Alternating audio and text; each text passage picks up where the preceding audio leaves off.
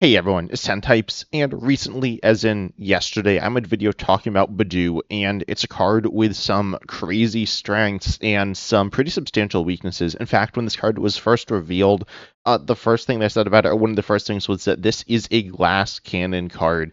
A card, again, with high upside, but with some substantial weaknesses. That being said, Badoo is very different than the card or cards we'll be talking about in today's video because it's, a I guess, tech Pokemon, a very powerful supporting Pokemon, but not the main focus of a deck. And it's played in decks where its weaknesses are relatively mitigated. It's low HP, it's low damage. You can put it in a deck like, say, Dragapult, where you have high HP, high damage, and get the upside of setting up with Badoo. However, today I'm going to be talking about I guess one of my favorite decks of all time that is the definition of a glass cannon, and talk about how these decks work and they're definitely interesting to say the least. But before we hop into things, make sure you subscribe and like the video. It really helps support me in the channel. But anyways, let's hop right in. Talking about this card here, Bunnelby, which is not the most unique card. We've seen a few other cards like it, though I do think Bunnelby best captures the idea of a glass cannon, specifically in expanded format, though this doesn't necessarily just apply to expanded. But Bunnelby has the attack Mad Party for 2 colors. It does 20 damage for each Pokemon in your discard pile with the Mad Party attack, and there are 3 others as well. I'll pull up this list. It's actually won an expanded tournament in 2021, and yeah, this deck was very good, and it focuses around Mad Party, the Mad Party attack. Though Bunnelby is really the only attacker in this deck. You will copy Bunnelby, which I actually don't remember the exact reasoning for Mew in this deck. It is another attacking option. I don't know the use. Oh, it's I don't know. It lets you attack. It doesn't let you do more damage. If anyone actually knows, tell me in the comment section here. But anyways, it's a cool deck here, focusing around these Mad Party Pokemon. Poltegeist, I will say you could attack with it. It has a usable ability. It was played in Standard at a time, and you would use the Poltegeist for damage and draw. But certainly you aren't going to be doing that in Expanded that much if you can avoid it, because Bunnelby is a basic Pokemon. As I said, there's 3 other Pokemon, so there's a total of 4 Mad Party, unique Mad Party Pokemon, a total of 16 in the deck. Theoretically, you could have 32 in the discard, or I guess 30, or sorry, you could have 16 in the discard, be doing 320. That's not really possible because you need to attack. Mew doesn't let you do that. You could copy it with something else, though, like Marshadow GX, but ultimately you can be swinging for a lot of damage here, and you can be swinging this with 1 energy attachment. Twin energy, double colorless energy are just going to be 1 attachment on a basic single prize they're swinging for. At this time period, the highest HP you'd be running into would be this, this Pokemon here, Gunjazork, has 250. There were higher HP amounts. I guess ADP has 280, but this is doable turn 1. It's not super easy, but it is doable. In expand form, you have Battle Compressor, which lets you search your deck for cards and discard them, which would be predominantly these Mad Party Pokemon. So, as I said, I played this card in full expanded. Tell me actually if you want me to play this deck in live expanded. This card, as I said, is not fully unique, though. There was Night March before this, which is like the same thing. There's only 3 of them, and the metagame was, I'd say, more different. So I would say Mad Party is more of a glass can deck than Night March, but I could see, I guess, an argument being the other way around. And then there's also United Wings in Standard. That being said, so I will say power levels were a little lower at this time. That being said, 40 HP compared to United Wings, which, if you're not familiar with United Wings, that deck, let me see if I can find it, because it's not super good. Mad Party in Standard was okay, but anyways, I'll pull up this deck list here, and we can see that it has, again, 4 Pokemon. You can actually copy it with Ditto to do more damage there. Then you have Watchful, you have Murkrow, and Flamigo. Flamigo has more HP than the Mad Party Pokemon, specifically Poltegeist and Bunnelby. As I said, you could attack with Poltegeist. You only have 60 HP on stage 1. Pretty bad there. Oh, also Dartrix has more HP there, but then the Watchful and Murkrow are going to have more than the Bunnelby.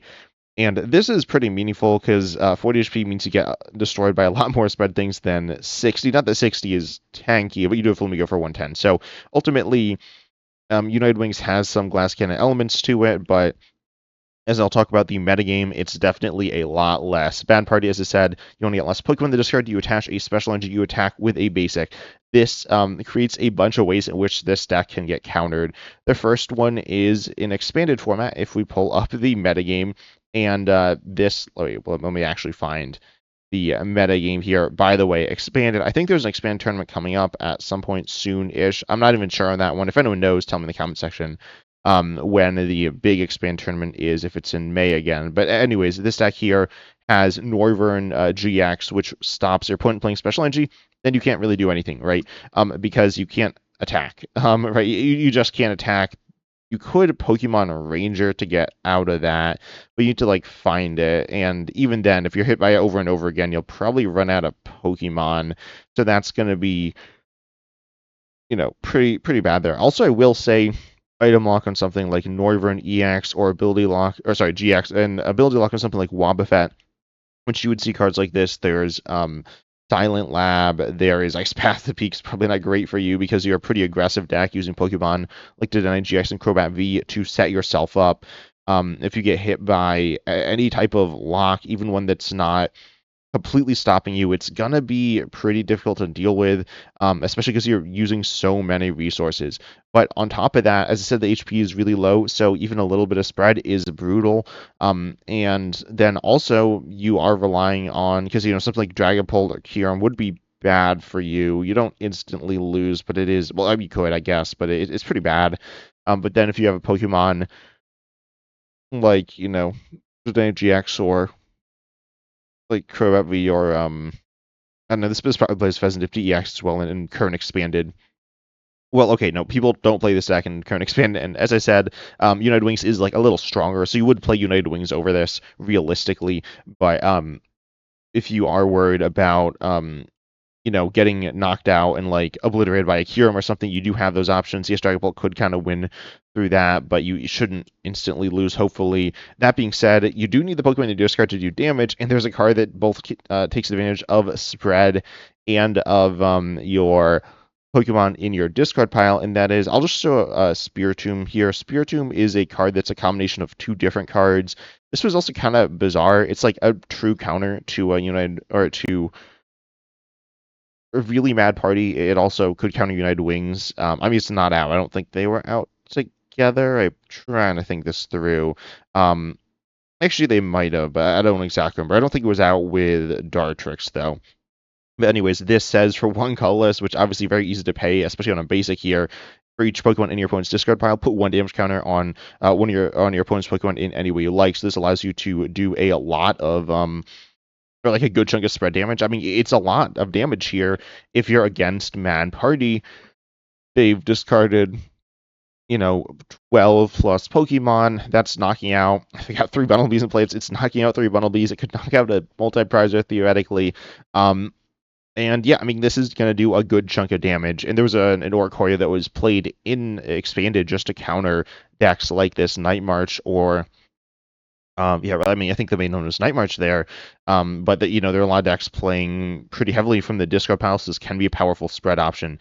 That being said, and this was also played, or that card was played to counter Mad Party before the Spiritomb came out. Again, that's just the damage aspect of it. But then there's another aspect which says if you place any damage counters this way, your opponent shuffles all Pokemon through the discard pile into their deck.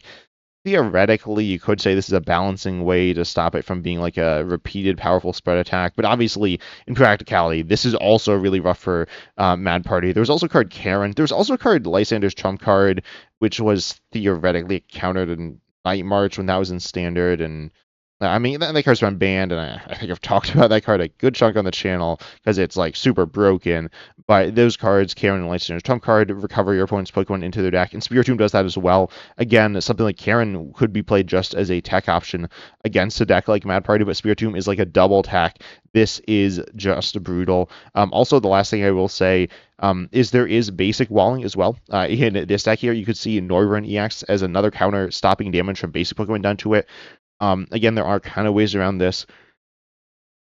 You could like Guzma, I guess. And if for some reason they're stopping you from attacking, you could Ranger.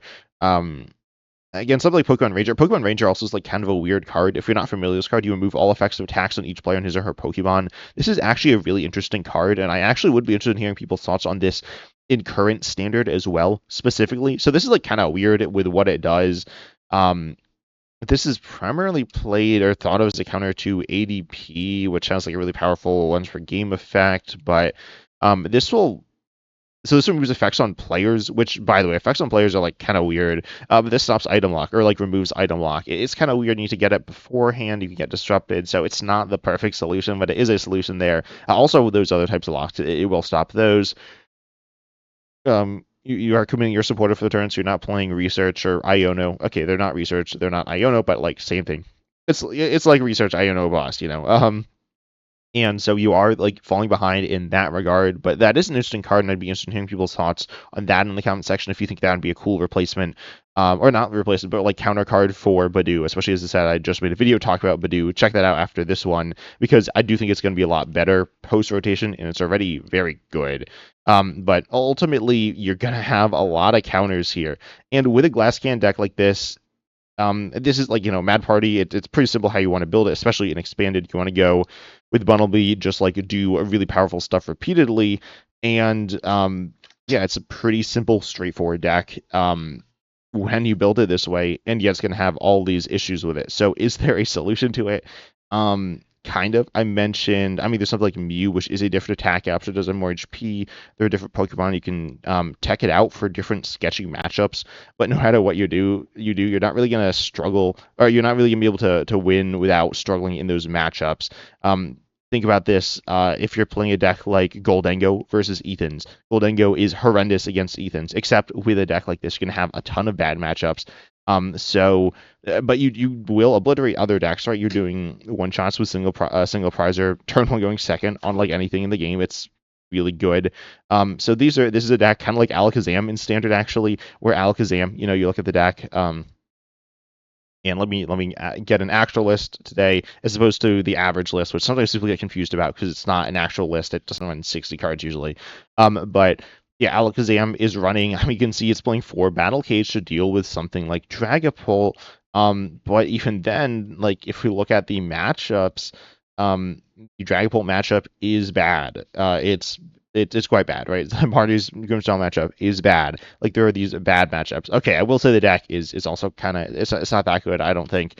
But it is I say these decks are actually very similar. You're just going kind of crazy with a single prizer, doing a ton of damage.